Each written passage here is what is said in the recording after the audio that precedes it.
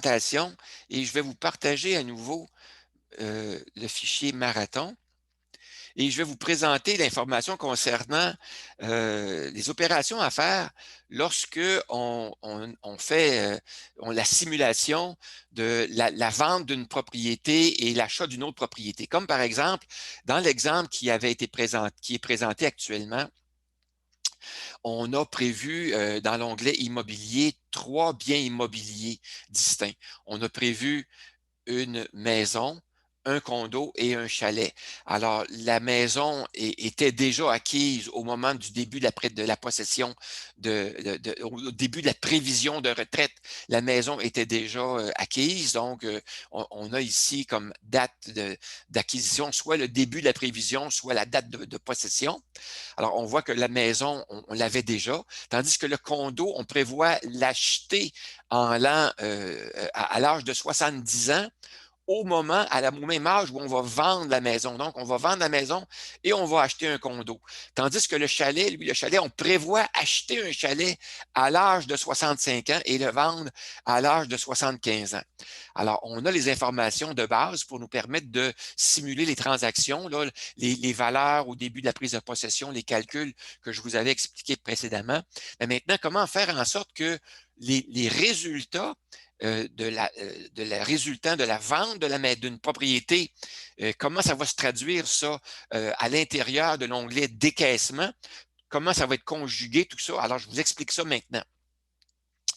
Alors, une des façons de faire, parce qu'il y a deux façons de faire qu'on pourrait utiliser, mais une des façons de faire, c'est d'utiliser les lignes, toutes les lignes d'information, de les documenter au fur et à mesure pour aboutir à la fin au transfert du résultat de la vente, les montants qui résultent de la vente. On a ça à la ligne 28. Le montant résultant de la vente, après avoir déduit tous les frais de déménagement, de commission, de rénovation et tout, de notaire. Alors, le résultat qui nous reste net, on l'a à la ligne 28, et le pourcentage ou le montant qui nous revient à nous, parce que cette propriété-là, on la partageait avec notre conjoint ou notre conjointe à 50%. Donc, on a le pourcentage ou le montant qui nous convient, et on indique à la ligne 30 si le montant est imposable ou non. Alors, quand il s'agit du domicile principal, le montant qui nous revient n'est pas imposable, tandis que dans le cas du chalet, lui, il va être imposable. Ensuite, comment on va simuler le transfert de ces montants-là dans nos comptes? Alors, d'une part, on peut prendre cet argent-là et les déposer soit dans le CELI s'il nous reste des droits de cotisation disponibles, ou encore, si on veut, on peut le transférer entièrement dans notre épargne non enregistrée. Mais, il faut se garder de l'argent pour pouvoir réacheter le condo, parce qu'on sait qu'on vend notre maison, mais on veut se racheter un condo la même année. Alors, on a un besoin d'un montant de la propriété valant 200 000 qui va être partagé aussi à 50% avec notre conjoint ou notre conjointe. Donc, il faut au moins avoir prévu dans notre budget l'équivalent de 100 000 cette année-là. On va avoir un besoin de 100 000 là, à déposer. Alors, une des façons de faire, c'est d'aller dans l'onglet « Besoins ». À l'âge de 70 ans où on va vendre notre condo, on va dans l'onglet « Besoins » et à l'âge de 70 ans, on va s'inscrire un besoin essentiel, l'achat d'un condo, 100 000 Alors, le 100 000 va s'indexer automatiquement et au moment où on va être prêt à faire l'achat, ce 100 000-là va valoir 118 000 Donc, on va avoir 118 000 de prévu pour l'achat du condo à ce moment-là.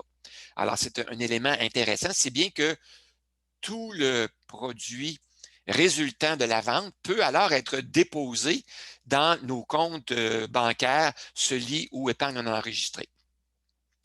Alors, les droits disponibles dans le CELI, il faut les calculer, il faut en tenir compte, il ne faut pas dépasser, comme ici, il nous reste des droits disponibles de 3 000 Alors, on ne peut pas déposer 5 000 parce qu'on va avoir une pénalité fiscale. Alors, on pourrait aller déposer 3 000 dans notre CELI. C'est le maximum qu'on peut faire cette année-là. Et le restant du 167 000 va être déposé, transféré dans notre épargne non enregistrée dans l'onglet décaissement. Alors, je vous montre comment ça se produit. On l'avait vu la semaine dernière. Alors, d'une part, il y a le calcul des droits de décaissement. Comment c'est calculé? Alors, ils sont calculés, ces droits de décaissement-là, dans l'onglet Références, que je ne vous avais pas montré la semaine dernière. Alors, l'onglet Références contient beaucoup d'éléments d'information, notamment sur les tables de décaissement obligatoires du REER et du FER là, pour chacune des années, mais aussi dans la section de droite à partir des colonnes G et suivantes, on a de l'information sur les droits de cotisation au CELI. Alors, j'ai un tableau dans lequel, pour chacune des années, on peut inscrire, ou l'information peut s'inscrire concernant les droits de cotisation annuels cumulatifs et disponibles, ainsi que les dépôts qui sont faits année par année et cumulatifs, ainsi que les retraits qui sont faits. Et ces informations-là sont inscrites automatiquement grâce à l'onglet décaissement qui fait ces opérations-là et qui sont reportées ici. Ils sont reportés à l'aide d'une formule. Alors, vous voyez que à la colonne M, on a une formule qui est utilisée qui nous permet de voir que l'information qui est dans la table de décaissement est recherché et on va aller chercher quel est le montant qui a été déposé dans le CELI la même année, l'année de 2009, alors donc, ou l'année de nos 62 ans. Alors, les montants qui ont été prévus dans le décaissement sont reportés ici, de sorte qu'on voit les montants qui sont déposés année par année, le cumulatif. Ce qui permet de voir quels sont les montants des droits de cotisation qui sont disponibles en calculant les dépôts moins les retraits. On est capable de voir ça. Et vous voyez que un peu plus haut, ce que j'ai marqué à la ligne 20 là, et suivante, j'ai marqué une consigne parce qu'il faut initialiser les droits de cotisation non utilisés qu'on avait avant la prévision de retraite. Parce que notre prévision de retraite commence à l'âge de 62 ans, l'année 2009, mais si on avait des droits de cotisation qui n'avaient pas été utilisés avant notre prévision, il faudrait la mettre à jour ici. Alors donc, c'était indiqué la consigne ici, lors de la vente d'un immeuble, si vous avez inscrit un montant sur la ligne 34 de l'onglet immeuble, donc la ligne 34 de l'onglet immeuble ici, l'onglet immeuble à la ligne 34. Si vous avez inscrit un montant ici, 3 000 à l'onglet immeuble, alors, ajuster ce montant dans le tableau des droits de cotisation CELI, donc dans ce tableau-ci, dans la colonne M, la colonne qui contient les dépôts annuels, sur la ligne correspondant à l'année de la vente et surligner la cellule en jaune. Donc, l'année correspondant à la vente, à 70 ans, vous voyez ici là, que j'ai surligné en jaune. Pourquoi? Parce que j'ai rajouté le montant. Ici, j'ai rajouté 5 000, mais c'est 3 000 que j'aurais dû rajouter. Alors donc, je rajoute le 3 000 ici. Alors, je rajoute le 3 000, si bien que je suis rendu à 8 000 ici. Là. Alors voilà, je l'ai rajouté et j'ai surligné en jaune. Et si vous voyez que dans les cellules, les lignes précédentes, le montant rajouté n'apparaît pas. Donc, tout ce que j'ai fait cette année-là, j'ai pris la formule qui existait et j'ai rajouté simplement plus 3 000 $. Alors, je reviens ici. C'est la même formule et j'ai rajouté plus 3 000 $, tout simplement. Alors, donc, il faut penser à lorsqu'on vend un immeuble, aller faire la mise à jour du montant qu'on va rajouter dans notre CELI. On en fait ici, comme ici, on a rajouté 13 000 $ et à l'âge de 75 ans, qui est au moment où on vend notre chalet, et ici à l'âge de 80 ans, au moment où on vend le condo. Alors, on a rajouté ici 100 000 $ de la vente du condo.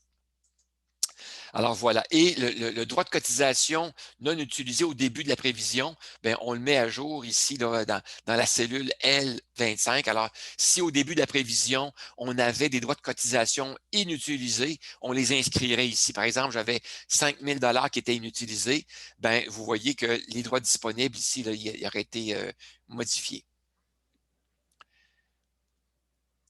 Voilà. Alors, je pense que j'ai commis une petite erreur, donc j'aurait fallu que je soustrais le montant ici, là. Je vais vérifier cet élément-là ici avant de vous avant de vous partager je vais corriger un document sur lequel j'avais inscrit les corrections à faire. Je vais vérifier ça et je vais corriger le document que je vous ai déposé dans l'espace OneDrive à ce sujet-là. Alors, attendez peut-être à demain avant d'aller faire la mise à jour et les corrections que je vous propose dans l'espace OneDrive à ce sujet-là. Alors Oui, voilà, Bernard. oui, Ça, c'était ajouté parce que dans la version 3, les droits de cotisation non utilisés, là, ça n'apparaît pas. oui, tu as tout à fait raison, j'ai rajouté ces éléments-là. Alors, Donc, c'est une version 4. oui, une version 3, mais j'ai préparé un document qui s'appelle corrections à faire. Alors, je vous indique les corrections à faire. Vous pourrez les faire directement suivant ligne par ligne ce que je vous demande de faire. Ça va compenser pour les corrections pour ajuster votre version de marathon.